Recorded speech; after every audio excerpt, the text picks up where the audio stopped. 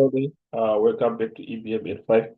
In this video, we want to make a continuation on module one. We are going to continue on personal motivation is one of the public victories.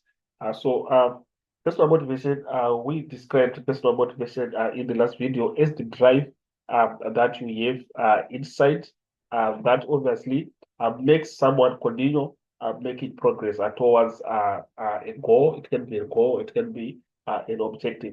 So basically, that's the explanation that we have on personal motivation. So we are going to continue by looking at four areas that we can concentrate on to improve our motivation. So we have the four areas listed there, whereby we have got the physical being the first area. So the physical well-being is one of the areas that an individual has to concentrate on so that there is an improvement in terms of motivation. So the physical well-being obviously consists of the way you are going to take care of your physical well-being through what you are going to eat. So obviously you need to eat healthy food so that you keep your body in a well shape. So we are saying for you to be motivated, for you to have self-motivation, you should be someone who is in good health.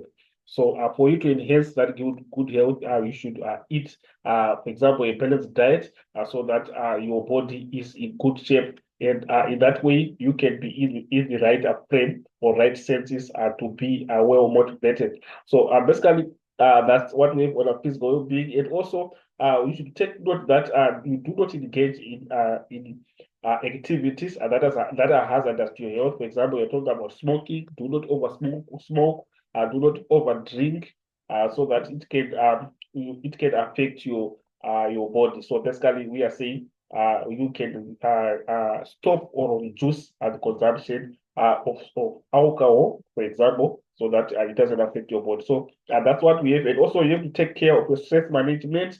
Do not be someone who is under stress for you to be a person who is in the right frame to be well motivated. So basically, those are some of the areas that you have to take care for you to maintain your physical well-being.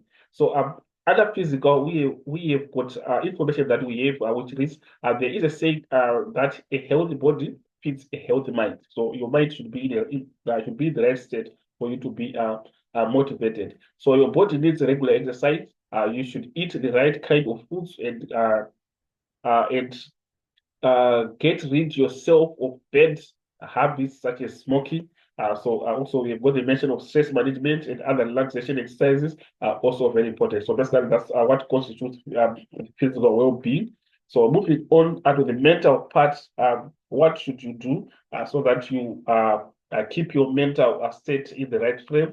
Obviously, you need to upgrade your mental positions. For example, reading books, reading magazines, so that you upgrade your mental position, so that you can be in the right state to be well motivated. So basically, that's what we have in terms of mental. So you would see that there is a challenge that people face, that when they leave school, they do not engage in those activities of reading books, reading magazines. So obviously, you have to take note of that so that you keep your mental development in a good state. So this is what we have in terms of mental. Then moving on to the next part, we've got the spiritual state. So on the spiritual state, the explanation is that you do not have to neglect your religious backgrounds. If you are Christian, continue going to church so that it also upgrades your mindsets, your well-being. It will keep you in the right position for you to be well motivated. So basically, this is what we have. And we have got information that we also have under spiritual. That reads your spiritual dimension is your core, your center, and your value system. It is your anchor that gives you direction and a sense of purpose. So that's kind of very important for you to take a note of that. Then this is what we have. So we have a summary in terms of physical, mental, spiritual, and we also have a social and emotional. So on emotional, obviously, is going to touch going to touch on the skills that allow individuals to relate to others. How we interact with each other explains the social. the social and emotional. So so you see that this is very essential for connecting with others. So basically, it's within the framework of how do you interact with others. So we can try to refer back and see where we have a social emotional being mentioned. So it reads the first three social pillars are closely related to habits one, two, and three. The social emotional area relates to our interaction with other people. So basically, that's what we have. So as humans, we love to interact with other people. We enjoy spending time together. So this is another part that we also have to take note in this. So moving on now to the next part that we are going to have.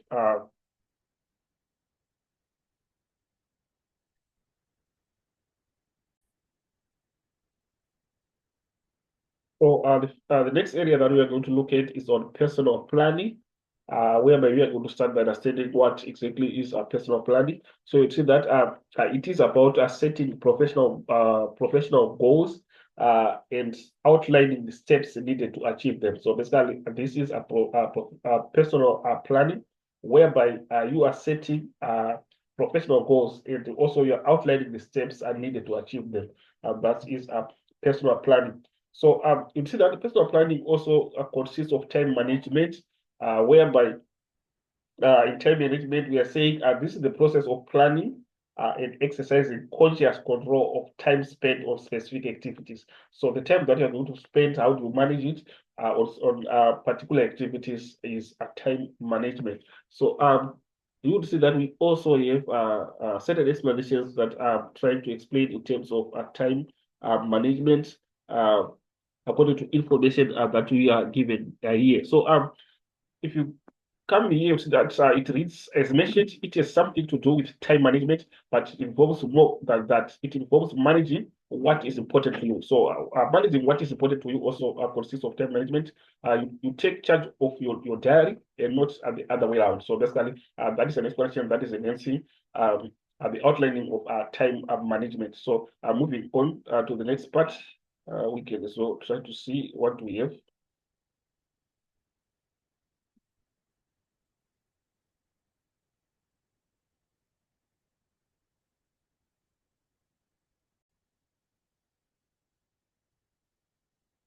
So the next aspect that we are going to look at is teamwork. And we know that teamwork is the aspect of working together, combining our talents so that we uh, make a combination and obviously we as together we are going to have better results. So that's working together as a description of teamwork. So beneath that we also have some explanations that we are given in terms of teamwork. So it is an important advantage of a small business concept of interdependence plays a very important role in that we can combine character together. So basically, this is an explanation that is pointing out the essence of teamwork. So we have got important ingredients of teamwork. So we have got important ingredients of teamwork that are listed here, whereby we have a list of what is important that should constitute a teamwork. So if you look at the first point, it is a teamwork requires a clear understanding and commitment to group goals. So obviously, for us to have a successful teamwork position, we should be able to understand each other, to have a clear understanding, and obviously you should be committed to a group goal so that obviously we achieve those goals. So the best way to achieve this is to involve the workers jointly in determining these goals. So basically, this becomes one of the ingredients of teamwork. So if you look at the last one, teamwork would be the most effective if you as managers are prepared to practice participative management. So basically, for us to have a successful teamwork, it should start from the management. Remember, the management are the leaders that we are having in that business. So obviously, if the management uh, start the process of teamwork is also going to go down, and obviously the subordinates are going to copy that. So basically, we are saying the management also should engage themselves in participative management so that we can be able to influence the subordinates to also engage in teamwork. So our next sentence is that this means that the team makes the decisions and accepts responsibility for these decisions. And the team also stays accountable for the decision. So basically, this is what we have in terms of ingredients of teamwork. So on the next aspect, we are going to look at a team building exercise.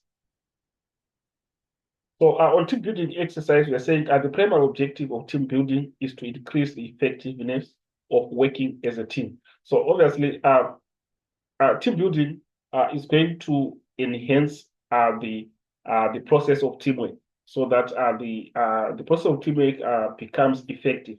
So basically, that's what we have in terms of team building exercise. So it improves interpersonal skills. It also improves problem solving, and also it enhances the team spirit. We are seeing that the methods that can be used in terms of team building exercise are we can have arranging joint social events. As an example, watching sport together. Through these processes, we are also enhancing teamwork. Competing in sporting activities such as intercompany relays or action cricket, attending a workshop where everyone will benefit. So basically, these are some of the methods that can be used so that the issue of teamwork is also enhanced. So this becomes a processes of team building. So basically, this is what we have. Then we move on to the next part where we are having the group dynamics.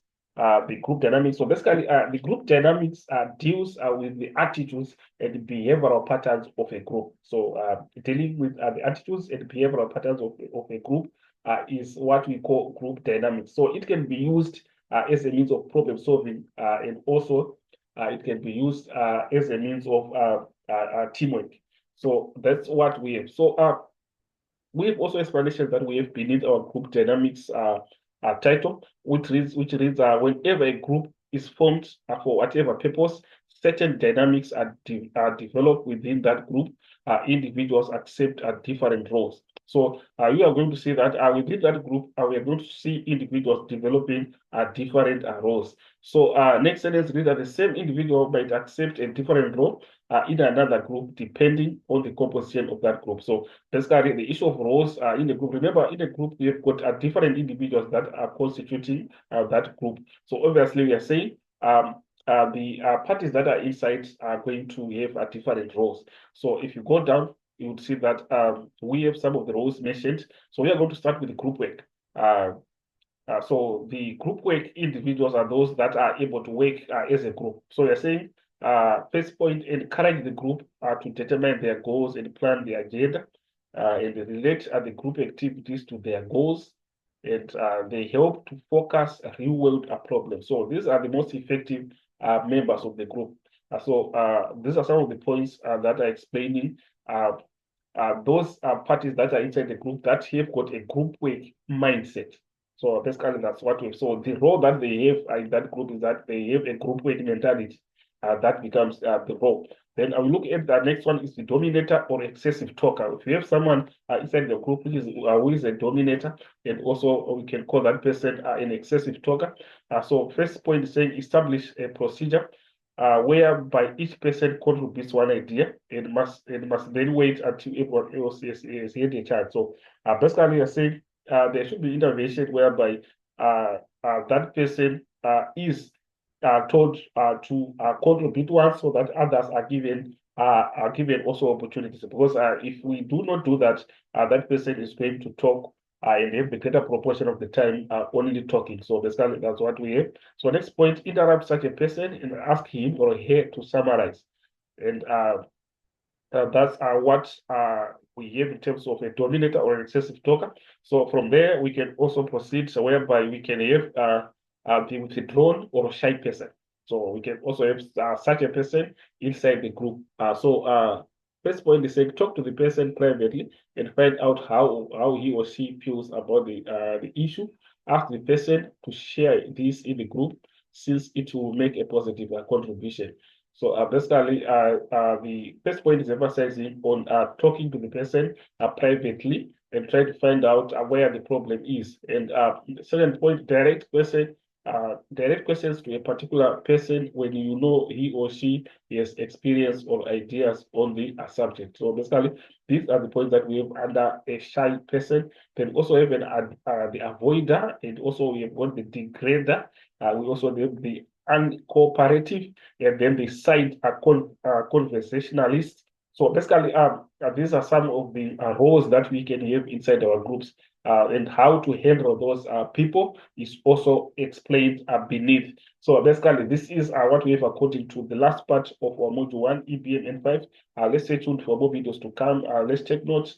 We are going to upload more videos as we cover the textbook of Ebm N5. And let's not forget to subscribe. Let's not forget to share the link to our colleagues who are doing Ebm N5. As for this video, I'm signing out. We'll meet again in the next video.